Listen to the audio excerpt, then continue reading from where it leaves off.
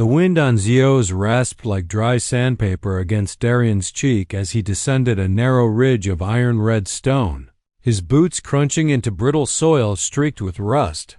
He paused at a low outcrop, the vibration in his left hand growing stronger. The seismic tracker pulsed rhythmically, thumping like a second heartbeat. It wasn't a false reading. Something was moving beneath the crust, deeper than usual, resonating in a strange, consistent pattern. That meant only one thing either: a high-density rudium vein or something new entirely. And either one could buy him another year of solitude. He adjusted the settings and pressed on, ducking under clawed branches of blackwood trees and skirting around veins of exposed ore that sparkled faintly in the weak daylight. The forest was unusually quiet. No fluttering wingbeats of native avens. No rustle of small burrowers in the brush. Even the wind seemed hesitant here, falling silent with every step he took. Darian's instincts prickled.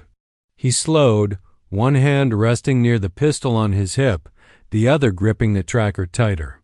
His eyes scanned the twisted horizon ahead until he saw it something impossible. The tree line gave way to a perfect circle in the forest, a clearing, its edge unnaturally smooth, as if carved by surgical precision. The soil was gone, replaced by a thick, undisturbed carpet of silver-white flowers that shimmered with internal light. They pulsed like breathing lungs, their glow spreading long fingers of illumination across the ground. They didn't belong here. Nothing this symmetrical, this luminous, this alive should have existed in the choking, iron-rich ecosystem of Zio's. He stepped closer, boots sinking an inch into the floral bed. The scent hit him sweet, electric, and ancient, like ozone soaked in crushed petals. Then he saw her dot in the center of the clearing stood a figure. Tall, slender, still as a monument.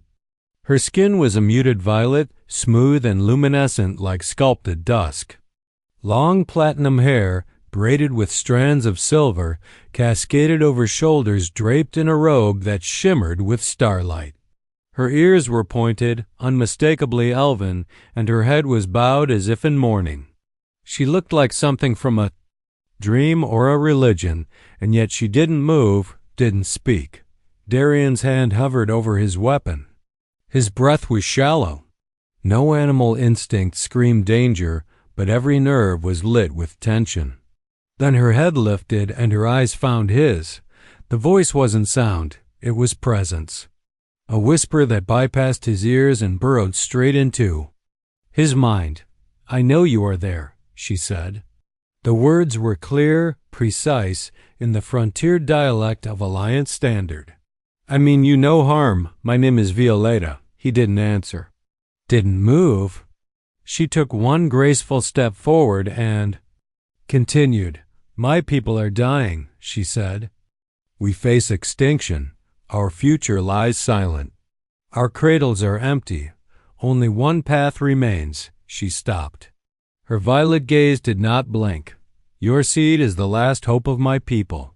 Darian exhaled a short, sharp laugh, cold and cutting. "You've got to be joking," he said, finally stepping into full view. "You tracked me down across a galaxy to ask for my DNA? That's rich." He looked around the glowing clearing, then back to her. "What are you, some kind of biotech siren? Sent by a corporation? A cult? Or maybe just malfunctioning?" She didn't react. Her stillness was absolute. Then the world twisted. There was no warning. No sensation, just sudden immersion. He was standing on a balcony high above a crystalline city that sparkled beneath a twilight sky. Its towers reached up like frozen songs, and its wide streets were silent, not from peace, from absence. He turned. Rows of empty bassinets stretched as far as he could see, each one delicate, carved with love, and utterly still. He felt their grief. Not his, theirs, a species crying with no voice. Violeta's sorrow bloomed in his mind like fire. He stumbled backward, gasping as he ripped free of the vision. His knees hit the glowing flowers. Cold sweat clung to his spine. She hadn't moved. He stared at her, breathing hard. She hadn't hurt him. She hadn't lied. But she had shown him something terrible and real. He didn't trust her, but he could no longer ignore her. The blast door slid shut behind them with a pneumatic hiss, sealing out the silver glow of the grove and entombing the pair in cold, sterile silence. Darienne's homestead was not a home, it was a bunker, a war-scarred heart in the shape of steel. Every surface was harsh and functional, every system tuned for survival, not comfort. The dim lights flickered to life overhead as he moved through the main room with swift, deliberate steps, peeling off his outer jacket and tossing it over a nearby bench. He didn't look at her. Not yet. Violetta lingered near the entrance, shimmering folds of her alien robe gathering the artificial light like stardust caught in a current. She didn't speak. Her eyes scanned the space-bare walls, shelves of weapon parts and mining gear, a nutrient synthesizer blinking in standby. A cot so tightly made it looked unused. Her gaze rested finally on the man himself, his back to her as he accessed the central console, fingers dancing across a hardened interface with military precision. "I want answers," he said without turning. His voice was low, controlled, but carried the tension of a drawn blade. "No more flowers. No more visions. You said extinction. You said my seed. You're going to explain why." He pivoted then, slowly, his cold gaze locking onto hers. His hand remained near the pulse pistol at his belt, not threatening, just a habit of readiness. She met his stare without flinching. "I will," she said softly. "But first, you must understand what we are, what we were, and why your presence here is not coincidence, it is design." He motioned to the chair beside the console. She sat. He stood, arms crossed, watching. "Our species," she began, "the Ethal, were not always fragile. Once we were vibrant, long-lived, connected to the lifeblood of our world in ways that blurred the line between science and mysticism. Our cellular regeneration allowed lifespans of hundreds of cycles. Our birth rates were stable. Our legacy secure. What happened?" Darienne asked. "A decay began," she said, "subtle at first. Slight delays in regenerative cycles. Cradle mortality rising, genetic memory fracturing. We believed it was a natural fluctuation, but it was a degradation of design, deep, systemic, irreversible." "Design," he echoed. "You mean genetic engineering?" She nodded. "Yes. We weren't born from natural evolution. We were modified, lifted, and now the scaffolding is collapsing," Darienne paced. "And your oracles, these mystic A's, think my genome can stop this?" She hesitated. "Not think. They know. They trace lineage not by blood, but by resonant shared frequency across dimensional inheritance. You are what they call a basal strand and uncorrupted source." He scoffed, running a hand through his hair. "So I'm the last caveman who hasn't been tampered with. Great." She didn't smile. "You mock. But we have tried everything. Cloning, retroviral therapy, temporal sequencing. All failed. Your DNA isn't just compatible, it is the origin. You are not the anomaly. We are." Before he could respond, a sharp chirp sounded from the console. Darienne turned swiftly, eyes narrowing. His security grid was live scanning perimeter. A line of red flickered. Across the feed movement 100 meters from the ridge, then another 2 more. "Drones?" he muttered, keying in commands. "Stealth class, small, fast, not local fauna." Violetta rose, her expression shifting. "They found us." Darienne spun toward her. "Who?" She hesitated, then said the name like a confession. "The purists, Ethal extremists. They believe extinction is sacred, that survival through hybridization is heresy. Let me guess. Darien said darkly. They'd rather erase their future than share it with a human. She nodded. They won't just come to talk. No, she said. They'll come to erase me. And you. Darien didn't curse. He didn't panic. He just moved, smoothly, swiftly. He activated the secondary perimeter, brought up weapon caches from the floor, keyed in emergency protocols. The blast shutters dropped. His home transformed before her eyes into what it truly was, a fortress. Waiting for war. You led them to me, he said without emotion. I didn't mean to. But you did. He loaded a fresh cell into a pulse rifle. And now we both have to live with that. Outside, the wind picked up. But it was no longer just the wind. A distant hum echoed through the ravine, mechanical, rhythmic. A ship. They're landing, Darien said. He turned to Violeta, rifle in hand. I'm not fighting for your people, he growled. I'm fighting. For mine. For me. You want a future? You earn it. You bleed for it. Understand? She stepped closer, her eyes fierce. I already have. A red light on the wall turned solid. Breach imminent. Darien took a deep breath. Then the world exploded. The world fractured in a burst of metal and light. The side panel of Darien's reinforced wall, 6 inches of alloyed ferrite and carbon-laced. Stone glowed with searing heat before a circular hatch punched inward, molten steel hissing against. The cold floor. The air filled with the acrid scent of burned insulation. A thin plume of smoke coiled into the emergency lighting's crimson hue. No warning, no signal. Just precision and violence. Darien was already moving, shoving Violeta. Down behind the workbench with a soldier's instinct honed by years on the front. He dove the other direction, sliding into cover as a blur of black armor dropped through the breach fluid, silent, terrifyingly fast. The purists had arrived. The first intruder landed with cat-like grace, matte black plating glinting in the emergency. Light, the edges of the suit lined with faint violet circuitry that pulsed like a heartbeat. Its face was hidden beneath an angular helmet with no visor, no mouth, just a featureless mask of death. A humming blade extended from its wrist, the sound less a buzz and more a vibration that made Darien's molars ache. Darien didn't hesitate. He fired. 3 shots from his pulse rifle slammed into the intruder's chest, staggering it but not penetrating. The armor held. But the kinetic force was enough to send the soldier stumbling. That was all he needed. Violeta acted in perfect synchrony.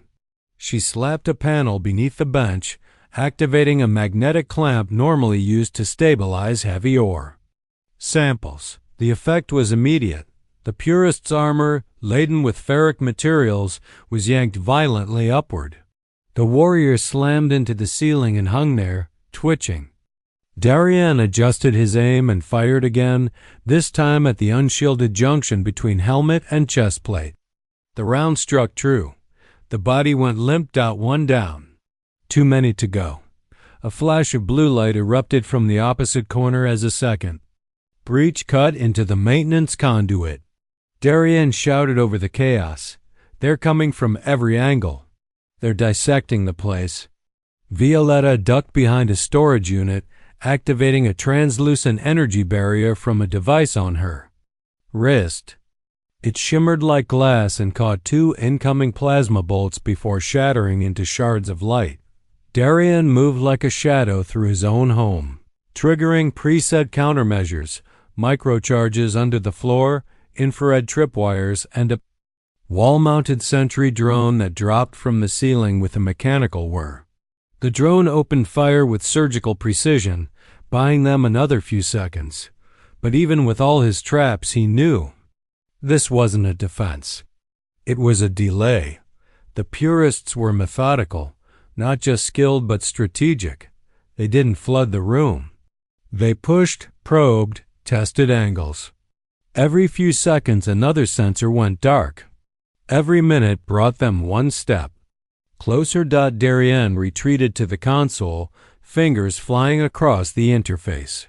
He pulled up a feed from the outer camera's blurry shapes in the night, but the profile of their ship was unmistakable. Phantom class, military grade, cloaked on entry. Alliance Black Ops retrofit. They weren't raiders. They weren't mercenaries. They were professionals. He turned to Violetta. This wasn't a rescue mission. This was a hit. She nodded grimly. They always intended to erase me before I could return home. A sharp explosion rocked the outer corridor. One of Darien's fallback charges detonated. That meant the east corridor was gone. Their options were collapsing. He looked at the floor, at the carefully constructed layers of his bunker, the failsafes built not just for defense, but for retreat.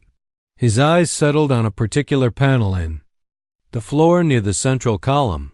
He moved fast. Popped the cover. Exposed a vertical shaft lined with grip rails. Tunnel leads to the dry basin half a click north, he said. Maintenance exit, you go first. I'm not leaving you. He grabbed her arm. You want to save your people? Then don't waste this. Get out. Get to the ship. She didn't argue again.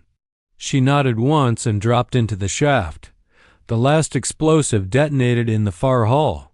A wave of heat blew through the vents. The console behind him caught fire. Darien stared into the flames for one long second, then slammed the emergency trigger. The support beam screamed. A hidden mining laser in the ceiling fired downward, slicing the floor open. The shaft widened.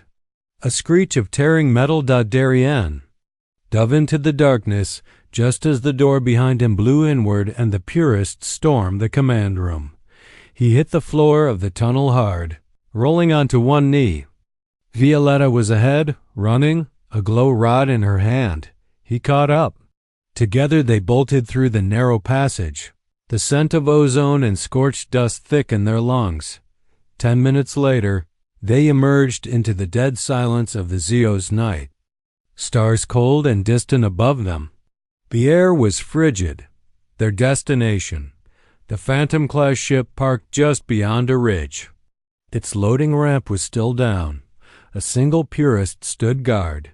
Darien raised his rifle, but Violetta stopped him. Let me. She walked forward with purpose.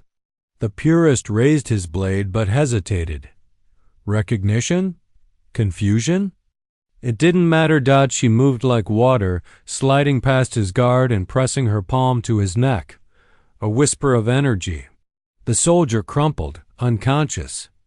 Darien joined her, both of them sprinting up the ramp. Inside, the ship was alien yet oddly familiar, sleek, surgical. He found the cockpit, sat down, and began powering up the engines. Behind them, alarms blared. The purists had found the tunnel exit. Darien slammed the throttle. The ship tore upward in a burst of fire and fury, ripping into the sky and leaving the ruins of his home and the war that had found him behind. Only the stars ahead, and the secrets waiting in the ship's memory banks. The stars outside the viewport blurred into long, streaking lines as the Phantom-class vessel breached orbit and entered FTL transit, vanishing into the black between systems. Inside, silence reigned deep, oppressive, and heavy with unspoken truths. The cockpit hummed softly under Darien's hands as he navigated the ship through folds of null space. Violetta stood just behind him, bracing herself against the sloped frame of the entrance as she watched him work, her violet eyes reflecting the cascade of alien symbols blinking across the console. Darien hadn't said a word since the jump. Not when they cleared the upper atmosphere. Not when the targeting sensors had finally gone silent. Not even when they crossed the event horizon into folded space. He hadn't looked at her. Not once. She didn't blame him. The moment stretched long and thin, until the silence itself seemed to press in from all sides. Then Darien finally spoke, his voice low and mechanical. This ship's got layered security deeper than Alliance. Command stations. Took me 12 minutes just to break the nav lockout. You're military, she said, not as a question. I used to be, he replied, eyes still locked on the display. Before everything I knew was wiped out on Cygnus X1. That name hung in the air like static. Violetta stepped forward. I know what happened there, she said, quiet but firm. I know. Who was responsible? Darien stiffened. It wasn't pirates. It wasn't rogue colonists, she continued. It was purists, my people. They were eliminating candidates. Darien turned slowly. You knew? I suspected, she said, shame etched into her voice. I didn't know it was Cygnus. Not until I saw their ship. Not until your security feeds identified that drive signature. Darien stared at her. They killed my entire unit, wiped a colony off the map. For your bloodline. For our bloodline, she corrected gently. They weren't just killing humans. They were killing cousins. You're not outside our lineage, you're its beginning. He said nothing. Violetta moved to the co-pilot's chair and sat, her robe falling around her like liquid starlight. Then let's find out what else they were hiding. Darien keyed in commands. The encrypted database appeared, layered with deadman failsafes, recursive locks, and embedded deletion triggers. He bypassed them with the precision of someone who had cracked Alliance deep black servers with a multi-tool. And a grudge. Violetta watched him work, marveling not at the speed, but the discipline. He wasn't just angry. He was focused. Lethally so. Finally, a prompt blinked on screen. Progenitor Archives Access Grantetta stream of data poured into the main display. Genetic records, astronomical logs, long-forgotten language reconstructions, deep structure comparisons between baseline Homo sapiens and Ethal genomic lattice. It took a few moments for Darien to grasp what he was seeing, and then it hit him. He leaned back, blinking hard. You're not alien, he muttered. No, Violetta said, her voice barely a whisper. We're not. The evidence was undeniable.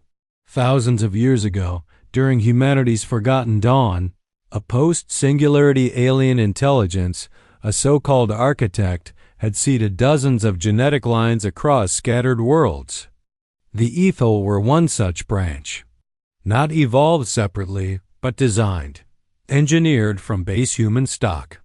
Enhanced, elevated, and then abandoned, and like all artificial constructs, they had a shelf life that the great fatting wasn't divine punishment. It was system decay. Cellular integrity crumbling after millennia of forced enhancements. A slow, irreversible unraveling of code. Darien sat in stunned silence. So all this time, he murmured, you weren't looking to combine with humanity. You were trying to reconnect with it. Violetta nodded. Our genome isn't broken, she said. It's missing something, a control pattern, a regulator. You are that pattern, untouched, unmodified, pure. Darien let out a bitter laugh. First time anyone's called me that. They sat together, the glow of the screen painting their faces in spectral light. Then Violetta added, almost to herself, the purists knew. They knew from the beginning. That's why they tried to bury the archives. Why they sabotaged the early trials. Why they killed everyone on Cygnus. To protect their lie, Darien said. The lie of Ethal purity. And erase the proof of human origin, she finished. The realization settled in his chest like a weight. They were fugitives now. But worse, they were the only ones holding the truth. If we release this data, he said slowly, it could destroy your society. Violetta didn't hesitate. Good. If a society can't survive the truth, it deserves to fall. They stared at the glowing data for a long moment, the silence between them no longer cold but charged alive with purpose, with rage, with something else. Something new. Darien stood and walked to the secondary console. He brought up a holographic star chart, the route to Ethelgard, her home world outlined in red. You said the council still believes the purest lies? Most of them do, she said. But there are cracks, a few skeptics. One in particular, Lyra. She's on the fringe. She might listen. Darien nodded once. Then that's where we go. He looked back at her, his voice low and resolute. If they erased my past, I'll burn down their future.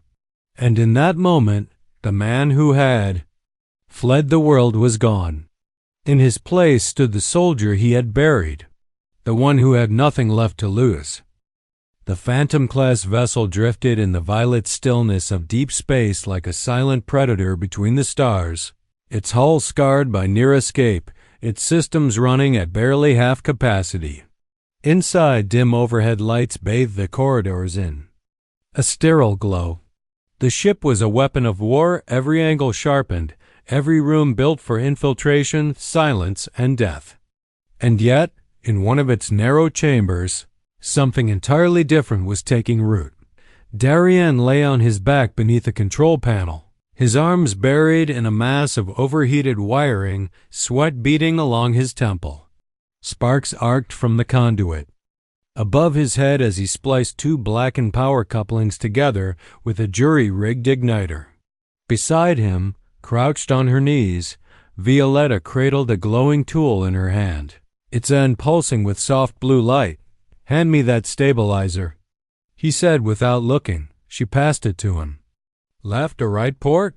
"Right. Always the right. Left's wired to the coolant loop. Touch that and we both get flash fried." She gave him a look. How charming. This thing was designed to kill planets, and it brakes like a farm truck. Darien snorted. Alliance engineering. All teeth, no tongue. He sealed the last node with a hard snap, then slid out from under the panel, sitting up with a wince. His arms were streaked with carbon, the old scars on his forearms tight with sweat. He looked over at her, her robes tied at the waist now, sleeves rolled to her elbows. She wasn't some celestial messenger anymore. She was his co-engineer, his ally, his equal in the grime and flicker of failing systems. In the quiet that followed, Violetta glanced toward the small viewport, where the nebula outside painted the stars with swirling pinks and greens. "I thought space would feel free," she said softly. "But it feels more like a waiting room, endless." Darien leaned back against the cold bulkhead. "Freedom's never clean. It's what you crawl through, what you bleed for." She looked at him, really looked. "You speak like a man who lost more than just a home." He said nothing for a while. Then slowly he spoke. Cygnus X1 wasn't just a posting. It was a settlement. Families, kids, scientists. I was there as security detail, low priority. Supposed to be easy, safe. He rubbed a hand over his face. Then the skies opened. No warning. No transmission. Just silence and fire. My unit was wiped in hours. Civilians tried to flee. The escape ships were targeted first. Violetta's face tightened. "You survived." "I survived," he echoed, his voice cold. "I survived, and when I reported it, the Alliance buried it. Unknown hostiles, they said. But I saw them. Black armor, precision tactics, Ethal signatures, purists." She closed her eyes. "And now you know why." "I was a loose end," he said. "I just didn't know it yet." A long silence settled over them. Not awkward, not heavy. Just real. And then something shifted. Her hand touched his deliberately, not accidentally. Her fingers were slender and warm, despite the chill of the ship. His calloused hand curled slightly in response. Not pulling away. "You didn't have to come with me," she said. "I didn't come for you," he said gruffly. "I came because someone needs to put an end to this lie." She smiled. "Even if it kills you?" "Especially if it kills me." For a while, they just sat there, side by side, the hum of the ship's life support the only sound between them. Two people, bruised by their pasts, inching towards something neither had believed they deserved. Then came the alert. A proximity warning flashed on the display, but it wasn't hostile. It was a data packet, encrypted coordinates, and a single symbol, Lyra's crest. "She's alive," Violetta breathed. She responded. Darian stood and keyed in the route. "We're close, less than a day out." He paused, then looked at her again. Something softened in his gaze. "You still believe this can be fixed?" She didn't hesitate. "It has to be."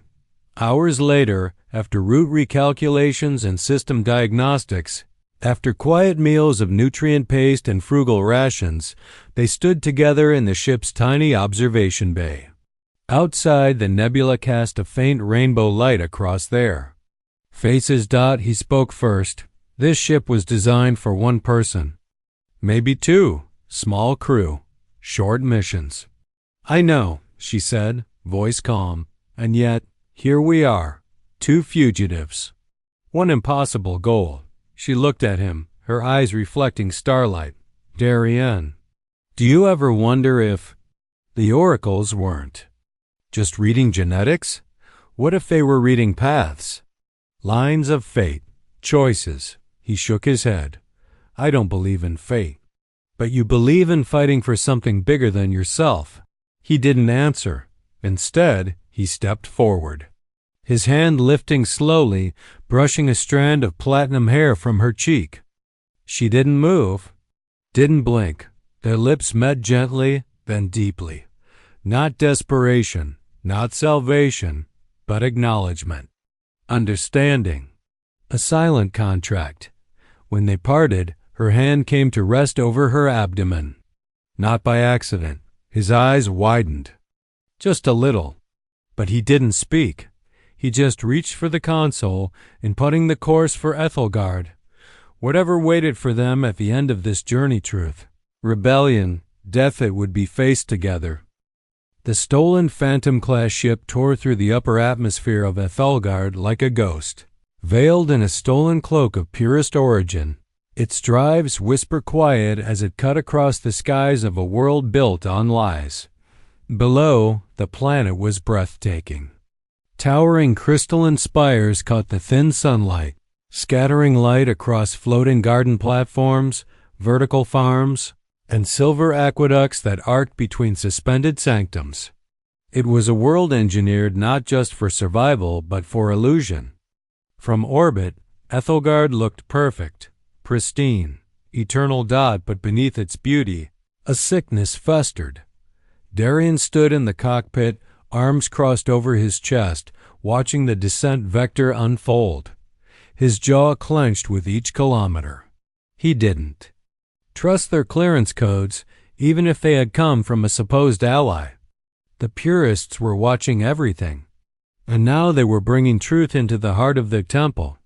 Violetta stood beside him, wrapped in a hooded cloak of dull gray. Her normally luminous robes were concealed, her ears tucked beneath woven cloth. Her posture was stiff, but her eyes burned with purpose. "They'll expect a ghost ship," she murmured. "They won't expect a reckoning." The coordinates given by Lyra, the councilwoman who had once challenged the purists and nearly vanished for it, led them to the industrial underbelly of the capital. Towering husks of dormant factories stood, like skeletons in the shadow of the shining city. Above, forgotten, unmonitored. Ideal for a meeting that could decide the future of a species. Darian guided the ship into an abandoned loading bay and killed the engines. They disembarked in silence. The bay was dark, lit only by narrow beams of sunlight filtering through broken glass panels high above. A distant hum of generators echoed through the old corridors, ghosts of machines that hadn't run in generations.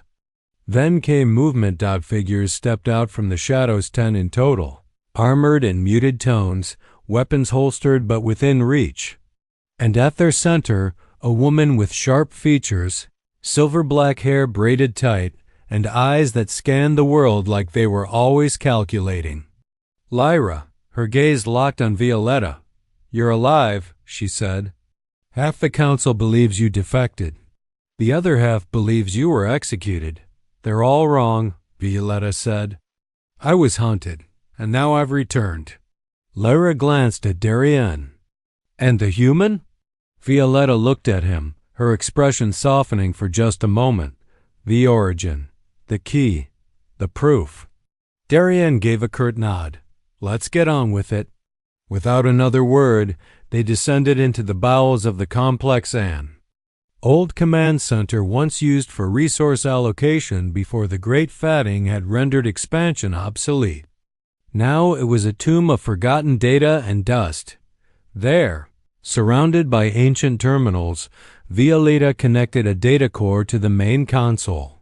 Holograms burst to live streaming DNA sequences, video logs, progenitor records. Everything. Lyra single quotes, S guards stiffened. One lowered his weapon instinctively. Another dropped to one knee, stunned by the implications unraveling before them. "You've had this all along?" Lyra whispered. Darien stepped forward. "We stole it from them." The purists weren't just preparing to erase their future. They were erasing the past. Lyra stared at the genetic charts, then back at Violetta. "We can't show this to the council. They'll block it, censor it, arrest us." Violetta's voice was steady. "Then we won't go to them. We go to the people." Darien raised an eyebrow. "You have a plan?" She turned toward the ancient control dais. "The convocation of celestial mourning. It's in 2 days. Every Ethal across the planet will be watching. It's their most sacred day. We hijack the broadcast." Lyra's eyes widened. "That's suicide." "No," Darien said. "That's strategy." Lyra was quiet for a long moment. Then she nodded. "We'll need access, a clean override path, and distraction teams. They'll move to shut us down the moment they see the feed." "Then we don't give them time," Violetta said. "We hit them with the truth all at once, a wound too deep to cauterize." Over the next 36 hours, preparations moved like clockwork. Darien taught Lyra's resistance team how to move like soldiers. Violetta rewired outdated systems using her crystalline tech, converting obsolete emitters into powerful signal amplifiers. The small crew grew into a force, united by the same revelation. Their superiority was a myth, their extinction a lie. On the eve of the convocation, Darien and Violetta stood together beneath the pale stars of Ethelgard. "A quiet moment before the storm. I never thought I'd return here," she said. "I never thought I'd fight for a place I didn't belong to." "You do now," she whispered. He looked at her. "And you?" She stepped closer, placing his hand gently against her abdomen. The swell was faint, but unmistakable. He froze. "I didn't tell you earlier," she said. "I didn't know how. But now it matters." He stared down, not with panic, not with shock, but with something closer to awe, a heartbeat. Future. Something worth burning down the galaxy to protect. She leaned into him, her voice barely above a whisper. "We're not just saving a race, Darien. We're giving it a new beginning." The next day, they walked into the convocation hall not as fugitives, not as supplicants, but as insurgents armed with the most dangerous weapon of all, the truth. The convocation hall of Ethelgard was a monument carved into the heart of a mountain of living crystal, its interior vast enough to house the hopes of an entire world. The ceiling arched a kilometer above the floor, etched with ancient runes, and radiant constellations that shimmered in response to thought. Tens of thousands of Ethel citizens filled the amphitheater in ritual silence, their robes flowing like water, their faces somber with devotion. Above them, towering holographic displays showed rotating depictions of their sacred cosmogenesis, the rise, the decline, and the noble sacrifice of their pure civilization. At the center of the dais, beneath a spire of hovering light, stood High Elder Valerius, regal, imposing, drenched in ceremonial armor of woven sapphire threads and gold-fused crystal. His voice echoed, powerful and serene, laced with conviction honed over decades of deception. "We stand not at the edge of ruin," he proclaimed, "but at the sacred culmination of our journey. Let the great fatting not be mourned but revered, for in our end we find transcendence." The crowd remained entranced, swaying to the cadence of resignation that had been passed down for generations. But then the light changed. The central spire flickered. A ripple of distortion crept across the vaulted runes like a system rebooting. The rotating constellations collapsed into static. One by one, the side screens glitched, flickering, then freezing. Until all at once they died. And then came the truth. The displays reignited with a pulse of blue-white energy. Gone were the poetic spirals and golden stars. In their place, raw data, genetic sequences, historical logs, visual recordings of early human speech, side-by-side comparisons of Ethal and Earth DNA, the progenitor archives in full. Gasps surged through the crowd like a wave. Elders clutched their chests. Priests turned to one another in disbelief. The purest bloodline they had worshipped was now revealed as an offshoot, a manipulation, a lie. From the shadows of the central aisle, Darien stepped forward. Every camera pivoted toward him. A human, unmodified, standing at the heart of a society that had demonized his kind. Behind him, Violetta emerged in ceremonial Ethal robes, not as a penitent, but as a challenger. Her voice, calm and sonorous, echoed through the crystalline chamber. "We are not divine," she said. "We are not chosen. We are altered, modified by beings who used us and abandoned us. And now we die because of it." A stunned hush blanketed the hall. Valerius staggered forward, his composure cracking. "Lies," he shouted. "Human deceit. This is a trick. A manufactured illusion." But he was already losing them. The data couldn't be refuted. The face of their genetic origin stood before them. And standing beside him was a woman revered by half the world. Now reborn in rebellion, Valerius reached for a command node, preparing to purge the system. Darien moved faster. He stepped onto the dais, intercepting the elder mid-motion, placing himself between the past and the future. "No more," Darien said. His voice wasn't loud. It didn't need to be. Valerius looked into his eyes and for the first time saw not a primitive, not a corrupter, but a mirror. A survivor. He hesitated. That was all it took. The guards did not raise their weapons. Instead, they watched as their entire belief system crumbled in real time. They lowered their hands. Several dropped their blades. One fell to his knees, eyes locked on the truth that scrolled endlessly across the screens. The convocation ended not in battle, but in revelation. Truth echoed across every terminal, every street projector, every home. Citizens wept. Families embraced. The myth of superiority dissolved, replaced by something painful, but pure. History. In the days that followed, the purest hierarchy unraveled. Valerius was arrested by Ethal enforcement, not out of vengeance, but necessity. He would face trial not for heresy, but for crimes against his own people. The council reconvened under Lyra's guidance. New policies were formed. Genetic correction programs were initiated, this time based not on ideology but science. Truth, transparency. And in the quiet hills just beyond the city, in a grove newly seeded with silver flowers brought from Zeus, a new foundation was laid. Darien stood at the edge of the research complex as wind rustled the crystalline trees. His old rifle leaned against a post nearby, retired. Like the man who once wielded it. Behind him, laughter rang out high, soft, and distinctly not Ethal. Violetta stepped into the grove, her hand guiding a small child. Their child. Her skin was a luminous lilac, her hair a cascade of midnight curls. Her eyes human, fierce, alive. The child ran into the grove, barefoot among the glowing petals. Violetta took Darian's hand and pressed it to her stomach, another life growing inside her. You gave us a future, she said.